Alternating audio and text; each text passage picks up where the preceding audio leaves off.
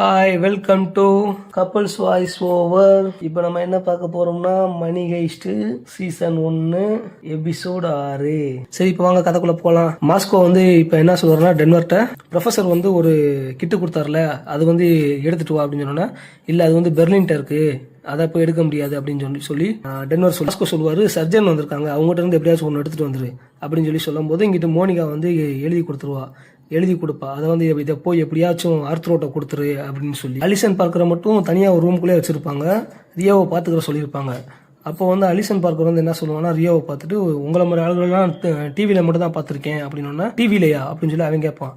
ஆமாம், திருடனுங்க பூரா நான் டிவியில் பார்த்துருக்கேன், ஆனால் நீ அப்படி இல்லை அப்படின்னு சொல்லி சொல்லுவா. ஏன் அப்படி சொல்கிற அப்படின்னு கேட்டோம்னா, ஆமாம் நீ உனக்கு துப்பாக்கியே பிடிக்க தெரில, இப்படி பிடிச்சிருக்க அப்படின்னு சொல்லி அவ சொல்லுவா. அப்போ அவன் கேட்பான், நீ அம்பாஸ்டர் பொண்ணா இல்லை ராம்போவோட பொண்ணா அப்படின்னு சொல்லி அவன் கேட்பான். எங்கள் அப்பாவுக்கு ஆம்பளை பையன் பிறக்கணும்னு தான் ஆசை, அதனால 5 வயசுலேருந்து என்னை வேட்டையை கூப்பிட்டு போவார், அதனால நானும் கன் யூஸ் பண்ணி மானு எல்லாத்தையும் வேட்டையாடுவேன் அப்படின்னு சொல்லி சொல்லுவா. ஆனால் இப்போலாம் எனக்கு துப்பாக்கியே பிடிக்க மாட்டேங்குது, ஒரு தடவை எங்கள் அப்பாவோட ஃப்ரெண்டு கை தவறி அவரே சுட்டுக்கிட்டாரு, அதை பார்த்ததுலேருந்து அங்கே இருந்த ரத்தம், அவங்க எல்லாரும் கத்துனது, அது எல்லாமே நல்லா ஞாபகம் இருக்கு இப்படி சொல்லுவா அவ. இந்த மாதிரி விஷயத்த ஒரு தடவை பார்த்தாலே அது கனவுல கூட நம்மளை பயமுறுத்திக்கிட்டே இருக்கும் அப்படின்னு சொன்னோன்னே, இவன் என்ன பண்ணுவான், கையில் வச்சுருவான் துப்பாக்கியை வந்து போய் ஒரு ஓரமாக வச்சிருவான், அதில் உள்ள கன்னை மட்டும் கலட்டி தனியாக பைக்குள்ள வச்சுக்கிடுவான். அப்போ அவள் பார்த்து சிரிப்பா. அப்படியே கட் பண்ணி இந்த பக்கத்து பார்த்தா டாக்டரும் ஆர்த்ரோ எல்லாரும் பேசிக்கிருக்காங்க. அப்போ ஆர்த்ரோ கேட்குறான், சார் எனக்கு ஒன்றும் உயிருக்கு ஒன்றும் ஆபத்து இல்லை அப்படின்னு சொன்னோன்னா, தோள்பட்டையில தான் துப்பாக்கி குண்டு பட்டிருக்கு, அதனால உயிருக்கு ஒன்றும் ஆபத்து இல்லை அப்படின்னு சொல்லி சொல்லுவான். அப்போ டென்வர் வந்து துப்பாக்கி வச்சு டாக்டரோட முதுகில் தட்டி வேகமாக பண்ணு அப்படின்னு சொல்லுவான். ஏன்னா அங்கே வந்து ஒருத்தி சாக போகிறான், இவன் வேகமாக அந்த ஸ்கேல்பலை எடுத்துகிட்டு போகணும் அதனால. அப்போ பெர்லின் கேட்பான், இது என்ன மாதிரியான அனஸ்தீசியா அப்படின்னு கேட்டோம்னா, இந்த மாதிரி நேரத்தில் நான் வந்து ஃபுல் செடேஷன் தான் நான் ரெக்கமெண்ட் பண்ணுவேன் அப்படின்னு சொன்னோன்னா, பெர்லின் சொல்லுவான், இல்லை வேணாம் நீங்கள் லோக்கல் அனஸ்தீசியாவே கொடுங்க, அப்போ தான் ஆர்த்ரோ என் கூட பேசிக்கிட்டே இருப்பான் அப்படின்னு சொல்லி பெர்லின் சொல்லிடுவான். அப்போது ஏஞ்சல் வந்து கிளாக் எடுத்து முன்னுக்கு வைப்பான். அப்போ பெர்லின் கேட்பான், எதுக்கு கிளாக் எடுத்து அங்கே வச்சுருக்க அப்படின்னா, ஏஞ்சல் சொல்லுவான், அந்த மாதிரி டைம் பார்க்காம அனஸ்தீசியா கொடுக்க முடியாது, சப்போஸ் டைம் எக்ஸ்ட்ரா ஆச்சுன்னா இன்னொரு அனஸ்தீசியா கொடுக்கணும், அதனால தான் அப்படின்னு சொன்னோன்னா பெர்லின் ஓகே அப்படி சொல்லுவான். அப்போன்னு பார்த்தா அலிசன் பார்க்கர் வந்து அந்த தனியாக வச்சு துப்பாக்கி எடுத்து ரியோவை மிரட்ட ஆரம்பிச்சிருவா. அப்போ இவன் சொல்லுவான், அதில் வந்து ரைஃபிளே இல்லை, அது வெறும் துப்பாக்கின்னு உனக்கும் தெரியும், ஒழுங்காக கீழே வச்சிரு அப்படின்னு சொல்லி சொல்லுவான். அதுக்கு உடனே இல்லை சேம்பரில் ஒரு புல்லட் இருக்குன்னு சொல்லி திருப்பி மிரட்டிடுவா. ஒரு பக்கம் ஆப்ரேஷன் நடந்துக்கிருக்கும், ஒரு பக்கத்து சுவாரஸ் வந்து மேலே ஏசி வெண்ட் வழியாக 2 போலீஸ்காரங்க உள்ளே வருவாங்க. அந்த பக்கத்து பார்த்தீங்கன்னா அலிசன் பார்க்கர் வந்து ரியோவை துப்பாக்கி முறை மிரட்டிக்கிருப்பா. சுவாரஸும் இன்னொரு போலீஸும் வரும்போது இன்ஸ்பெக்டர்கிட்ட பேசுவாங்க. அந்த சிக்னலோட வேவ் லென்த் வந்து இவருக்கு போகும், ப்ரொஃபஸருக்கு. அப்போ அவர் கவனிப்பார், என்னடா இது புது சிக்னலாக இருக்குது அப்படின்னு சொல்லி. ரியோ என்ன பண்ணுவான், அவன் கண்ணில் இருந்து துப்பாக்கி எடுத்து பார்க்கரை வச்சு மிரட்டி அந்த பெரிய துப்பாக்கியை புடுங்கிடுவான். புடுங்கிட்டு பின்னுக்கு திரும்பி நில்லு அப்படின்னு சொல்லி பின்னுக்கு திரும்பி வச்சு கையையும் காலையும் கட்டி போட்டுருவான். இந்த பக்கத்து பார்த்தா ஆப்ரேஷன் நடக்கும்போது ஸ்கால்பல் கேட்பாங்க. அப்போ டென்வர் சொல்லுவான், இதெல்லாம் நான் தான் ஹேண்டில் பண்ணுவேன்னு சொல்லி அவன் தான் எடுத்து கொடுப்பான் டாக்டர்கிட்ட. அப்போ பெர்லின் வந்து ஆர்த்ரோட்ட கேட்பான், இப்படி பொண்டாட்டி பிறவே மாற்றி சொல்லிட்டியடா அப்படின்னு சொல்லி. ஆமாம், நீயும் என்ன பண்ணுவ, பகல் நேரத்தில் மோனிகா, வீட்டுக்கு போனால் லாரா அப்படின்னு சொல்லி கிண்டல் பண்ணிக்கிருப்பான். அப்போ ஆர்த்ரோ சொல்லுவான், எனக்கு 2 பேருமே பிடிக்கும், வேடிக்கை பார்க்குற உங்களுக்கு ஒன்றும் நான் நினைக்கிறது புரியாது, எனக்கு அவங்க 2 பேருமே பிடிக்கும்னு சொல்லி சொல்லுவான். இல்லைன்னும் ஆர்த்ரோவும் பேசிக்கிட்டே இருக்கும்போது இங்கிட்ட வந்து டென்வர் வந்து இந்த ஸ்கால்பில் எடுத்துருவான், எடுத்து உள்ளே வைப்பான், பைக்குள்ளே வச்சுட்டு கையை வெளியே எடுக்கும்போது மோனிகா எழுதி கொடுத்த பேப்பர் கீழே விழுந்துடும். கீழே விழுந்ததை வந்து நைரோபி பார்த்துருவா. நைரோபி பார்த்து அதை காலை வந்து மிதிச்சு அவள் எடுத்து வச்சிருப்பா. ரியோ வந்து சொல்லுவான், நான் ஒன்றும் உன் ஃப்ரெண்டு இல்லை, நான் உன்னோட சோக கதையெல்லாம் கேட்கறதுக்கு நான் உன்ட்ட கொஞ்சம் கருணை காமிச்சேன், அதை வச்சு நீ வந்து என்கிட்ட அட்வான்டேஜ் எடுத்துக்கிறாத அப்படின்னு சொல்லி பயங்கரமா திட்டுவான். அப்ப இன்ஸ்பெக்டர் வந்து சொல்லுவா சுவாரஸ்ட, டாக்டர் கிளம்ப இன்னும் 5 மினிட்ஸ் தான் இருக்கு அப்படின்னு சொன்னா, ஓகே நான் பாத்துக்கிறேன் அப்படின்னு சொல்லி சுவாரஸ் சொல்லுவான். அந்த பக்கம் பாத்தீங்கன்னா டென்வர் வந்து ஸ்கால்பல் எடுத்துட்டு மாஸ்கோ கிட்ட போயிருவான். டாக்டர் வந்து ஆர்த்ரோட்ட இருந்து புல்லட்டை எடுத்து வெளியே போட்டுருவாங்க. இப்போ ஸ்ட்ரெச் பண்ணணும், தையல் போடணும். அப்போ வந்து என்ன சொல்லுவான்னா, பெர்லின் வந்து என்ன சொல்லிடுவான், ஏஞ்சலை பார்த்து, இப்போ நீ தையல் போடுறதுக்கு அப்படின்னு சொல்லிடுவான். அப்போ ஏஞ்சல் கேட்பான், யாரு நானா அப்படின்னு கேட்பான். ஆமாம், நீ ஒரு நர்ஸ் தானே, அப்போ நீ தான் போடணும் அப்படின்னு சொல்லி பெர்லின் சொல்லுவான். அந்த பக்கம் பார்த்தீங்கன்னா மோனியாவுக்கு வந்து இவன் லோக்கல் அனஸ்தீசியா கொடுத்துட்டு புல்லட்டை வெளியே எடுத்துடலாம் அப்படின்னு சொல்லி டென்வர் சொல்லுவான். அந்த லோக்கல் அனஸ்தீசியா இன்ஜெக்ஷன் எடுத்து போடும்போது கை பயங்கரமாக நடுங்கும். உடனே மாஸ்கோ வந்து அந்த இன்ஜெக்ஷனை வாங்கி மாஸ்கோ வந்து போடுவார், அவ்வளோதான் அப்படின்னு சொல்லிட்டு அவர் போட்டுருவார். அப்போ டென்வர் சொல்லுவான், இங்கேருந்து வெளியே போனோன்னா நான் என்ன பண்ண போகிறேன்னா டாக்டருக்கு படிக்க போகிறேன் அப்படின்னு சொல்லி சொல்லுவான். ஆன்லைன் கோர்ஸ் அப்படின்னு சொல்லி சொல்லுவானா. உடனே மாஸ்கோ சொல்லுவான், நீ டாக்டருக்கு படிக்க போறியா அப்படின்னா, சரி நர்ஸுக்கு படிக்கிறேன்னு சொல்லிட்டு அவனுக்கே உரிய சிரிப்பில் சிரிப்பான். அந்த பக்கம் சுவாரஸ் வந்து உள்ளே வந்துடுவான். அப்போ இன்ஸ்பெக்டர் சொல்லுவாங்க, சுவாரஸ் என்ட்ரன்ஸ் வந்து இன்னும் 2 மீட்டரில் தான் இருக்குது அப்படின்னு சொல்லுவான். ஓகே அப்படின்னு சொல்லிட்டு சுவாரஸ் கட் பண்ணிடுவான். ஏஞ்சலால் ஸ்டிச் பண்ண முடியாது, இப்போ என்னால் முடியலை சாரி அப்படின்னு சொல்லி சொல்லுவான் ஏஞ்சலு. அப்போ பெர்லின் கேட்பான், ஏன் நீ ஒரு நர்ஸ் தானே, உன்னால் ஏன் ஸ்டிச் பண்ண முடியலை அப்படின்னு சொல்லி கேட்பான். அதுக்கு வந்து அவன் ஏன் உன் கை இப்படி நடுங்குது அப்படின்னு கேட்டோன்னா, நான் ஒரு நர்ஸு தான், ஆனால் எனக்கு ஸ்டிச் பண்ணலாம் தெரியும், ஆனால் இவ்வளோ கண்ணுக்கு மத்தியில் நான் பண்ணதே இல்லை அப்படின்னு சொல்லும்போது ஒரிஜினல் டாக்டர் வந்து என்ன சொல்லுவார்னா, சரி விடுங்க நான் பண்ணிடுறேன், நீங்கள் வெயிட் பண்ணுங்கள் அப்படின்னு சொல்லி அமைதியாக இருங்க அப்படின்னு சொல்லி அவரே பண்ணிடுவார். ஹெல்சிங்கி வந்து பெர்லின்ட்ட வந்து சொல்லுவார், இந்த மாதிரி ப்ரொஃபஸர் உங்கள்கிட்ட பேசணுமா அப்படின்னு சொல்லி சொல்லுவார். அப்போ வந்து பெர்லின் வந்து ஹெல்சிங்கிட்ட என்ன சொல்லுவான், இவரை ஒரு வாந்தி வரமாக இருக்குன்றாரு, அதனால் பாத்ரூம் கூப்பிட்டு போ, சப்போஸ் வாந்தி எடுக்கலைன்னா அந்த கோப்பை கூட முக்கிரு இவனை அப்படின்னு சொல்லிட்டு போயிடுவான். பெர்லின் போனோடனே அந்த காலில் மறைச்சி வச்சுருந்தான்ல, அதை வந்து நைரோபி எடுத்து படித்து பார்ப்பா. அதில் பார்த்தா பயப்படாதீங்க, நான் உங்களுக்காக வெயிட் பண்ணியிருக்கேன் அப்படின்னு சொல்லி மோனியா வந்து எழுதியிருப்பா. அதை வந்து நைரோபி படிச்சுட்டு அவளே உள்ளே வச்சுக்கிடுவா. அங்கே வந்து என்ன பெர்லின்ட்ட வந்து ப்ரொஃபஸர் என்ன சொல்லுவார்னா, யாரோ ஒருத்தவங்க உள்ளே வராங்க, ஆனால் எந்த பக்கத்துலேருந்து வராங்கன்னு தெரியலை அப்படின்னு சொல்லிட்டு சொன்னோன்னே பெர்லின் சொல்லுவோம், அப்போ பிளான் பியை வந்து ஆக்டிவேட் பண்ணிடுவோம் அப்படின்னு சொல்லி சொல்லுவார். உடனே ப்ரொஃபஸர் சொல்லுவார், ஃபஸ்ட்டு வந்து டாக்டரை பூரா வெளியே அனுப்பிச்சிரு அப்படின்னு சொல்லி சொல்லுவாங்க. ஏஞ்சல் பாத்ரூம் போயிட்டு வர கேப்பில் வந்து எல்லா பேருமே மாஸ்க்கை வந்து மாற்றிடுவாங்க. மாற்றினோன்னே ஏஞ்சல் வந்து கொஞ்சம் அரண்டுருவார். உள்ள 2 பேர் வரவங்க வந்து பழைய டாலி மாஸ்க்கை தான் போட்டு வருவாங்க. ஆனால் இப்போ இருக்க எல்லா பேருமே வேறு மாஸ்க் போட்டுக்கிறதுனால அவங்க வந்தால் ஈஸியாக கொண்டுருவாங்கள்ல, அதனால் கொஞ்சம் அதிர்ச்சி ஆயிடுவார். அப்போ நைரோபிட்ட வந்து கேட்பாங்க, மேடம் நீங்கள் சொன்ன மாதிரி நாங்கள் சர்ஜரியை முடிச்சிட்டோம், இப்போ நாங்கள் கிளம்பலாமா அப்படின்னு சொன்னோன்னா, தாராளமாக நீங்கள் போகலாம், என் பின்னாடியே வாங்கன்னு சொல்லி நைரோபி கூப்பிட்டு போவா. அந்த சுவாரஸ்குள்ளே வந்தான்ல, அப்போ வந்து இவங்க வந்து ஃப்ரீக்வன்சி பிளாக்கர் வச்சுட்டு உள்ளே அந்த சிக்னலை வந்து கட் பண்ணிட்டாங்க. அப்போ வந்து வெளியே இருக்கிற இன்ஸ்பெக்டர் முறியவும் இங்கே உள்ள சுவாரஸும் பேசுறது கேட்கல, ஏன்னா பிளாக் பண்ணிட்டாங்க. அப்படியே கட் பண்ணி இந்த பக்கத்துக்கு அனுப்பிச்சா மோனியாவும் டென்வரும் பேசிக்கிறாங்க. இந்த மாதிரி காமிச்சியா, நான் எழுதி கொடுத்த லெட்டர் காமிச்சியா அப்படின்னா, அப்படி பேசணுன்னா அவர் சொல்கிறான், இல்லை அவர் ரொம்ப சந்தோஷப்பட்டார், கத்திக்கிட்டே இருந்தான், இங்கேருந்து வெளியே போகணுன்னா ஆஸ்திரேலியா போகணும்னு சொல்லி சொன்னான் உன்னை கூப்பிட்டு அப்படின்னு சொன்னோன்னே, ஆஸ்திரேலியாவா, அது அவங்க ஒய்ஃப் தானே போகணும்னு ஆசைப்பட்டாங்க, அதுவும் இல்லாமல் எனக்கு பிளைன்னாலே பயம், அது ஆர்த்ரோக்கே தெரியும்.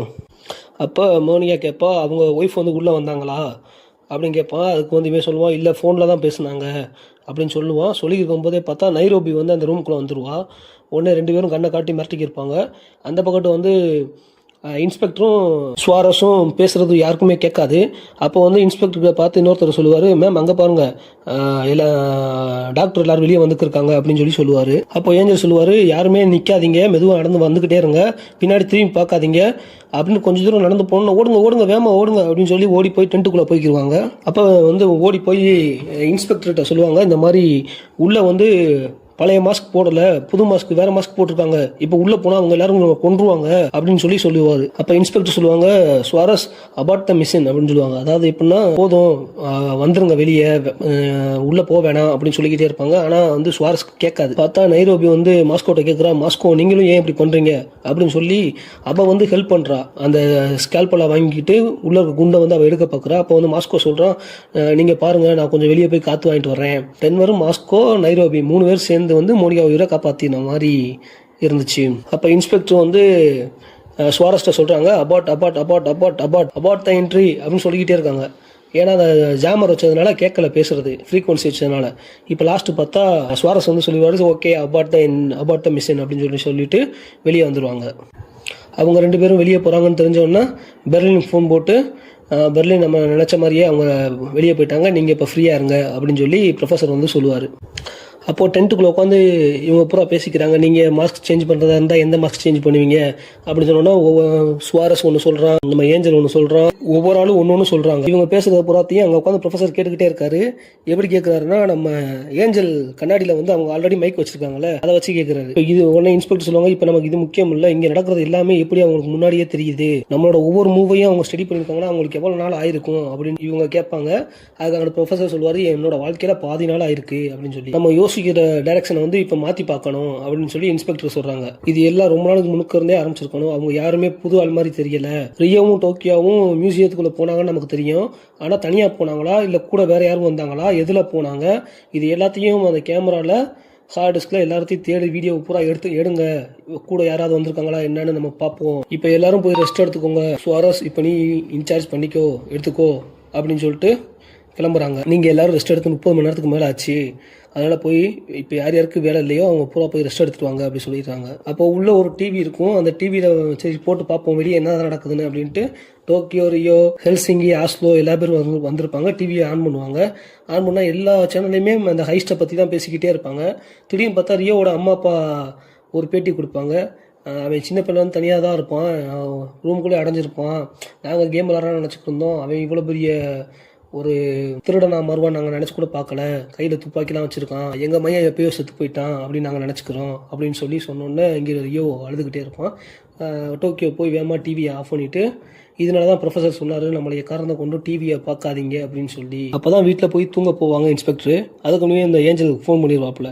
ஃபோன் பண்ணி என்ன சொல்லுவார்னா, இந்த மாதிரி ஒரு அந்த கேஃப்னட் ஏரியாவில் ஒருத்தன் கையை பிடிச்சி பேசிக்கிருந்தேல, அவன் யார் என்ன ஏது அப்படின்னு சொல்லி கேட்டோன்னா, எனக்கு 40 வயசாச்சு, நான் இந்த முடிவு கூட எடுக்க முடியாதா, நம்ம காலையில் பேசுவோம் அப்படின்னு சொல்லி இன்ஸ்பெக்டர் சொல்லுவா. ஆனால் அவன் கேட்கவே மாட்டான், திருப்பி பேசிக்கிட்டே இருப்பான். அப்போ திருப்பி அவன் கேட்பான், இந்த மாதிரி நீ அவன் கூட சேர்ந்து க்ளோஸாக இருக்க போறியா அப்படின்னு கேட்டோன்னே இப்போ சொல்லுவா காலையில் பேசிக்கிறலாம் அப்படின்னு சொல்லுவாள். ஆனால் திருப்பி அவன் கேட்டுக்கிட்டே இருப்பான், சொல்லு சே எஸ் ஆர் நோ அப்படின்னு சொல்லி சொன்னோன்னா இருக்கலாம் அப்படின்னு சொல்லி இன்ஸ்பெக்டர் சொல்லிடுவா. அப்படியே இருந்தால் அதில் உனக்கு என்ன பிரச்சனை, 40 வயசாயிருச்சு, எனக்கு இந்த முடிவு கூட எடுக்க முடியாதா, இது வரைக்கும் அந்த மாதிரி எண்ணம் என் மனசில் இல்லவே இல்லை, ஆனால் இப்போ இருந்தால் என்ன தப்புன்னு யோசிக்கிறேன் அப்படின்னு சொல்லி இன்ஸ்பெக்டர் சொல்லுவாங்க. அப்போ ஏஞ்சல் சொல்லுவான், ஓகே இப்போ நீ புது ஆளை தேட ஆரம்பிச்சிட்ட அப்படின்னு சொல்லி சொல்லுவா. இன்ஸ்பெக்டர் சொல்லுவா, நமக்குள்ள சிசிடியால் நடந்தது வந்து பழசு, அது முடிஞ்சிருச்சு, அது நடந்து 8 வருஷம் ஆச்சு அப்படின்னு சொல்லி இன்ஸ்பெக்டர் சொல்லுவாங்க. ஒன்றா வேலை பார்க்குறவங்கள கல்யாணம் பண்ணக்கூடாதுன்னு நீ சொன்ன, அதனால நான் கார்மனை கல்யாணம் பண்ணேன். ஆனால் பார்த்தா நீ வந்து அதே டிபார்ட்மெண்ட்டில் ஒரு இன்னொருத்தவனை கல்யாணம் பண்ணிட்டேன். நீ ஒவ்வொரு தடவை நீ பார்க்கும்போதும் நான் தோற்ற மாதிரியே ஃபீல் பண்ணுறேன். நீ ஒரு வார்த்தை சொல்லு, நான் இப்போயே கார்மனை விட்டுட்டு வந்துடுறேன். கார்மன்னா யாருன்னா ஏஞ்சலோட பொண்டாட்டியை விட்டுட்டு வந்துடுறேன்னு சொல்லி இன்ஸ்பெக்டர்கிட்டே சொல்கிறேன். சொல்லிட்டு சாரி வேறு கேட்குறேன் இன்ஸ்பெக்டர்கிட்ட, ரொம்ப ஸ்ட்ரெஸ்ஸாக இருக்குது வேலை அதனால தான் அப்படின்னா. அவனும் சொல்கிறா, ஆமாம் கொஞ்ச நாள் ஸ்ட்ரெஸ்ஸாக உனக்கு மட்டும் இல்லை எல்லாருக்கும் அப்படி தான் இருக்குது, பரவாயில்ல நீ தூங்கு, எதாக இருந்தாலும் காலையில் பார்த்துக்கலாம் அப்படின்னு சொல்லிட்டு ஃபோனை கட் பண்ணிட்டான். அப்போ டோக்கியோ வந்து பெர்லின் ரூமுக்குள்ளே வருவா. பெர்லின் வந்து அவனுக்கு இன்ஜெக்ஷன் போட போகிறப்போ டோக்கியோ வந்து அதை மறைச்சி வச்சுருவான். டோக்கியோ வரும்போதே புல்லட் ப்ரூஃப் ஜாக்கெட் போட்டு அதுக்கு மேலே தான் அந்த ரெட் கலர் சூட்டை போட்டு வருவா. அப்போ வந்து துப்பாக்கி எடுத்து மேலே வைப்பா டேபிளில். என்ன ஆஃபீஸ் செட்டப்லாம் பயங்கரமாக இருக்குது அப்படின்னு சொல்லி பெர்லின்கிட்ட கேட்பா. ஆமாம் எனக்கு ஆஃபீஸ் செட்டப்பு ரொம்ப பிடிக்கும், அதுவும் பெரிய டேபிளில் வச்சு ஒர்க் பண்ணுறது அதோட ரொம்ப பிடிக்கும் அப்படின்னு சொல்லிட்டு அவனும் பெர்லினும் துப்பாக்கி எடுத்து வெளியே வைப்பான். என்ன நீ என்னைய பார்க்க வர்றதுக்கெல்லாம் நீ புல்லட் ப்ரூஃப் போட்டு வந்திருக்க அப்படின்னு சொல்லி கேட்டோன்னே, ஆமாம் நீ எப்போ ப்ரொஃபஸர்கிட்ட சொல்லுவ அப்படின்னு சொல்லி கேட்பா.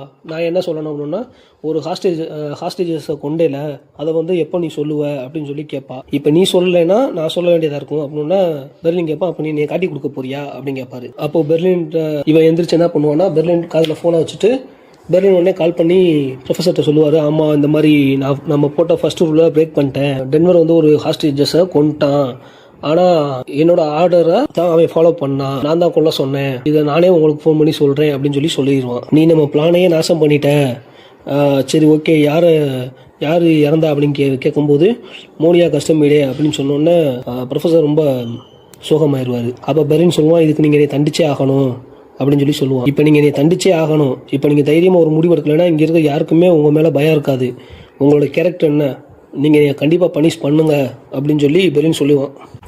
இன்னும் 48 மணி நேரத்தில் அவங்க ப்ரூஃப் ஆஃப் லைஃப் கேட்பாங்க, உயிரோட இருக்கிற ஆள் எத்தனை பேர், இது எல்லாமே கேட்பாங்க அப்படின்னு சொல்லிட்டு ஃபோனை கட் பண்ணிடுறாரு. இதோட இந்த எபிசோட் முடிஞ்சிருச்சு. நீங்கள் கப்பல்ஸ் வாய்ஸ் ஓவர் சேனலை லைக் பண்ணுங்கள், சப்ஸ்கிரைப் பண்ணுங்கள், மறக்காமல் பெல் பட்டன் அமைக்கிக்கோங்க. அடுத்த எபிசோட் பார்க்கலாம். பாய்.